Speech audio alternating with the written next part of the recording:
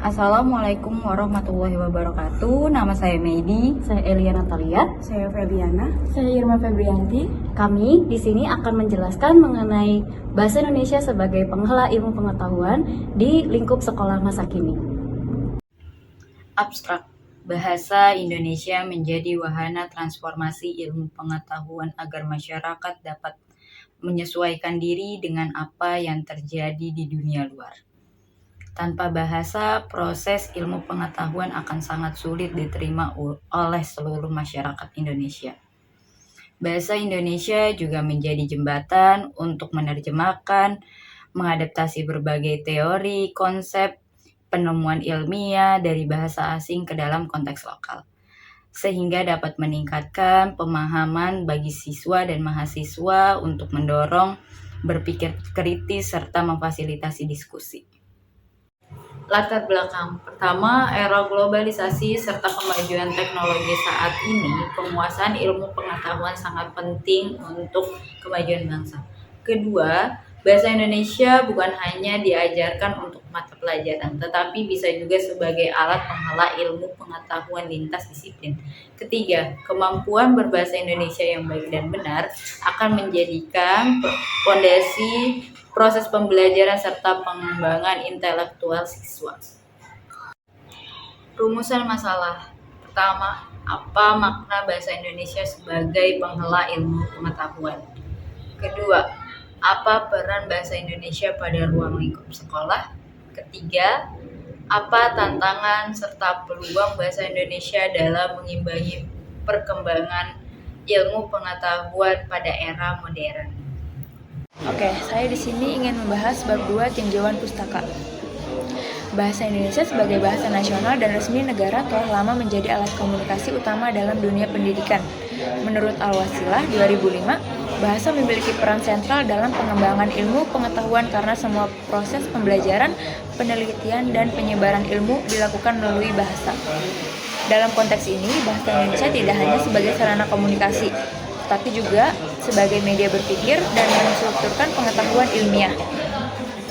Krida Laksana 1982 menyatakan bahwa suatu bahasa dapat menjadi bahasa ilmu pengetahuan apabila memiliki daya ungkap yang cukup luas untuk menjelaskan konsep-konsep ilmiah, baik dalam ilmu sosial maupun ilmu eksakta. Penggunaan bahasa Indonesia di lingkup sekolah merupakan bahasa pengantar utama dalam proses belajar mengajar. Menurut Peraturan Menteri Pendidikan dan Kebudayaan Nomor 23 Tahun 2015, penggunaan bahasa Indonesia yang baik dan benar di lingkungan pendidikan merupakan bagian dari pembentukan karakter dan budaya literasi siswa. Buku pelajaran soal ujian dan interaksi di kelas sebagai besar menggunakan bahasa Indonesia. Namun, penelitian oleh Nababan 1993 menunjukkan adanya tantangan dalam pengajaran bahasa Indonesia, termasuk rendahnya minat siswa dalam memahami teks ilmiah berbahasa Indonesia dan masih banyak kurangnya buku-buku ilmiah yang menggunakan bahasa Indonesia secara konsisten. Oke, selanjutnya bab 3 yaitu pembahasan. Karakter adalah sifat-sifat kejiwaan atau akhlak atau budi pekerti yang membedakan seseorang dari yang lain. Tabiat atau watak dalam Kamus Bahasa Indonesia 623. Ada 6 jenis karakter yang dikembangkan dalam pendidikan karakter, yaitu yang pertama, bentuk karakter yang membuat seseorang menjadi berintegritas, jujur, dan loyal. Yang kedua, pembentukan karakter yang membuat seseorang memiliki pemikiran terbuka dan tidak suka memanfaatkan orang lain. Yang ketiga, pembentukan karakter yang membuat seseorang memiliki sikap peduli dan perhatian terhadap orang lain maupun kondisi sosial lingkungan sekitar. Yang keempat, pembentukan karakter yang membuat seseorang selalu menghargai dan menghormati orang lain. Yang kelima, pembentukan karakter yang membuat seseorang sadar hukum dan peraturan, serta peduli terhadap lingkungan alam. Dan yang terakhir, yang keenam, pembentukan karakter yang membuat seseorang bertanggung jawab, disiplin, dan selalu melakukan sesuatu sebaik mungkin. Baik, saya akan membahas di sini makna bahasa Indonesia sendiri ya dalam penghala ilmu pengetahuan. Biasanya bahasa Indonesia di sini digunakan yang pertama untuk menyebarluaskan pengetahuan ke seluruh masyarakat Indonesia. Yang kedua, mentransformasikan atau menerjemahkan gitu ya, kayak bahasa-bahasa asing yang kurang dipahami di konteks lokal. Dan yang ketiga, mengembangkan wacana ilmiah dan akademik dalam bahasa Indonesia agar dijangkau di seluruh lapisan masyarakat. Nah, berarti dengan kata lain yang dari tadi saya simpulkan, bahasa Indonesia di sini tidak hanya mengikuti perkembangan ilmu pengetahuan ya, tetapi mendorong pertumbuhan dan pemahaman di tengah masyarakat yang ada. Kayak kemudian kita juga sering menemukan ya kayak contoh kasus dalam penggunaan ilmu bahasa Indonesia di sekolahan. Kayak misalkan contoh kasus yang kalau sekarang saya mau ceritakan.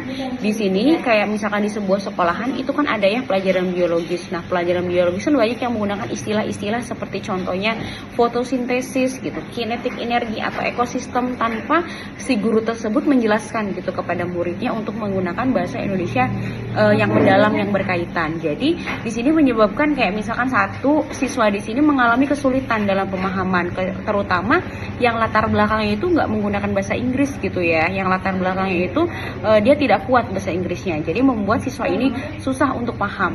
Yang kedua, terjadinya kesenjangan pemahaman antara siswa, terutama siswa di kota besar dengan siswa yang di daerah yang akses bahasa asingnya itu jarang gitu, jadi membuat siswa tersebut juga terkena kesenjangan gitu ya, karena dia sangat kurang pahamnya dalam bahasa tersebut. Yang ketiga, kayak siswa menghafal istilah asing tanpa benar-benar tahu paham dengan arti yang disampaikan oleh guru tersebut. Nah, di sini mengapa bahasa Indonesia itu sangat penting dalam pengelola ilmu sekolahan. Yang pertama, satu, mempermudah pemahaman konsep ilmiah di mana siswa di sini lebih mudah memahami bahasa yang sehari-hari digunakan. Yang kedua, meningkatkan partisipasi dan kepercayaan diri pada siswa untuk saling adu pendapat, berdiskusi, ataupun mereka di sini berani bertanya ya. Yang ketiga, menumbuhkan kemandirian berpikir di mana penggunaan bahasa ini mendorong siswa untuk berpikir kritis dan kreatif gitu ya. Yang keempatnya, melestarikan bahasa dan budaya bangsa, yaitu membantu bahasa tersebut tumbuh dan tetap relevan di perkembangan era zaman yang sekarang semakin maju gitu. Dan yang terakhir, mendukung pemerintah pendidikan sebagai bahasa Indonesia nasional, memungkinkan semua siswa dari berbagai daerah mendapat pendidikan yang setara dan agar tidak ada kesenjangan gitu. Oke, di sini saya akan membahas tentang gagasan pendapat. Gagasan pendapat sebagai pengelola ilmu pengetahuan di lingkup sekolah. Bahasa Indonesia seharusnya sebagai alat utama dalam menjembatani siswa dengan ilmu pengetahuan di sekolah, karena penggunaan bahasa nasional memperkuat pemahaman konsep, memperluas akses pembelajaran, dan menumbuhkan rasa percaya diri serta identitas kebangsaan. Alasan pendukung gagasan yang pertama, bahasa yang dimengerti semua siswa adalah bahasa resmi yang dipahami oleh sebagian besar siswa di seluruh Indonesia, sehingga efektif untuk menyampaikan pelajaran dari berbagai disiplin ilmu. Yang kedua, mencegah ketimpangan akses pengetahuan, karena jika hanya menggunakan bahasa asing, siswa dari daerah atau yang latar belakang tertentu bisa tertinggal karena keterbatasan pemahaman. Yang ketiga, menumbuhkan cinta tanah air Indonesia. Penggunaan bahasa Indonesia dalam ilmu pengetahuan membantu siswa menyadari bahwa bahasa nasional mampu menjadi wadah ilmu yang maju.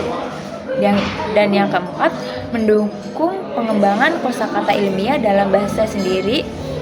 Ini sangat penting untuk memperkaya khazanah bahasa Indonesia agar mampu mengikuti perkembangan ilmu global. Selanjutnya, bahasa Indonesia sebagai pengantar ilmu bersifat global. Hal ini bersifat global mengacu pada upaya memilih dan menggunakan satu bahasa sebagai media utama dalam menyampaikan, menyebarluaskan, dan mengembangkan ilmu pengetahuan dari seluruh dunia. Bertujuan untuk meningkatkan efisiensi dan kolaborasi internasional, namun harus diimbangi dengan kelestarian bahasa lokal, inklusivitas agar ilmu pengetahuan benar-benar menjadi milik kebersamaan umat manusia. Selanjutnya, yaitu bahasa Indonesia di era modern memiliki tantangan dan juga strategi.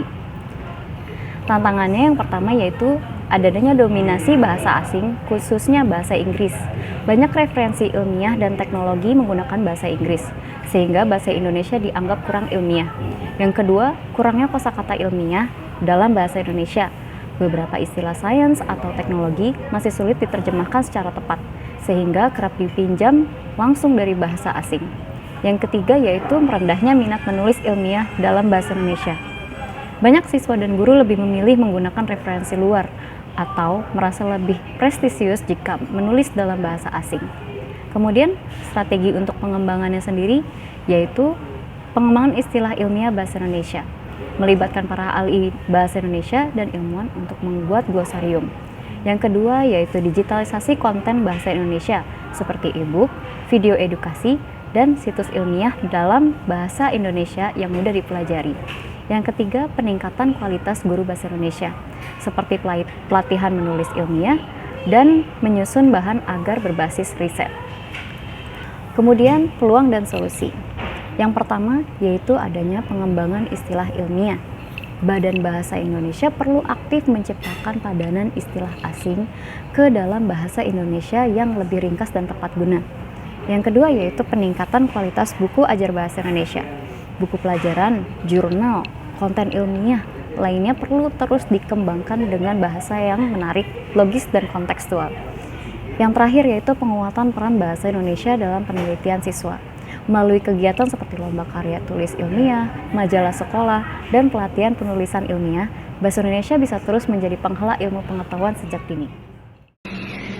Ya, baik. Berarti dari semua yang tadi sudah dipresentasikan oleh teman-teman saya bisa menarik kesimpulan bahwasannya topik yang kita bawakan di sini mengenai bahasa Indonesia sebagai ilmu pengetahuan, terutama dalam dunia pendidikan.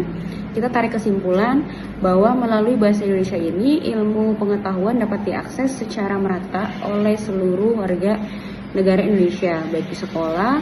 Bahasa Indonesia juga bukan hanya untuk alat komunikasi, tapi juga untuk fondasi berpikir, belajar, dan menciptakan.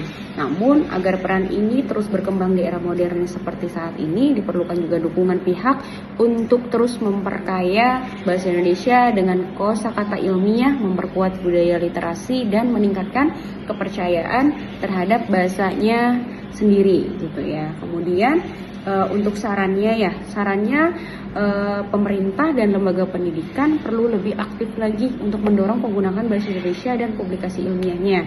Kemudian syarat yang kedua menurut saya sekolah harus membiasakan siswa berpikir kritis dan menulis karya ilmiah menggunakan bahasa Indonesia, jadi agar terbiasa gitu ya. Dan kalau untuk masyarakatnya mungkin khususnya kayak pelajar, mahasiswa gitu ya, harus bangga dan percaya diri menggunakan bahasa Indonesia dalam konteks keilmuan ataupun sehari-hari. Sekian presentasi dari kelompok kami, semoga bermanfaat, kurang dan lebihnya semoga dimaafkan. Kami ucapkan Assalamualaikum warahmatullahi wabarakatuh.